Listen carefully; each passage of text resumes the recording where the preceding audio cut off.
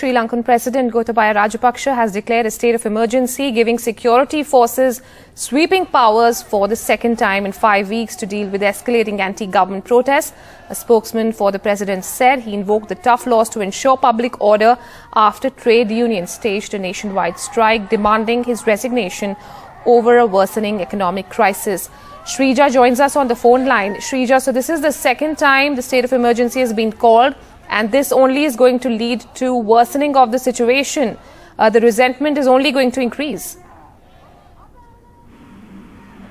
Well, the public, in terms of public resentment is only mounting by the day, and also it shows with the protests and strikes over the past, few months, it has clearly showed no signs of weakening. Now, this is also one of the reasons what we understand where Sri Lankan President Gotabaya Rajapaksa, when he had declared a state of emergency just about 5 weeks ago, his reasoning was especially for in the best interest of public, and that is the same reasons, one of the reasons where we understand even, Gotabaya Rajapaksa has once again reiterated the fact that this is in the best interest of the country that they have decided to declare emergency. But, in terms of people who have been coming out on the streets, the anger and the frustration has only been against, especially the entire regime of the Rajapaksas, demanding the family, the dynasty politics, and also to end, and also asking the entire regime to just step down, so that they want a change of the government. So that is the uprising that we're witnessing as far as Sri Lanka, where nearly 22 million people is currently reeling under serious economic crisis, with especially Rajapaksa over the past 1.5 months or so, though there have been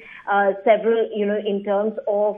discussions that's been held with even with regard to the IMF, we have not really seen where country on its own have not really been able to, especially the Rajapaksa leadership, not been able to figure out a way out of this entire, especially where the pricing that's been witnessed in this particular country and where things are spiraling out of control. Because as far as Sri Lanka is concerned, even as we speak, there are people like long serpentine queues right outside, especially cooking gas centers, outside the fuel centers. There is shortage of especially essentials as well. So this has been going on over the past few months, and it has only escalated. But on one hand, while you have especially people,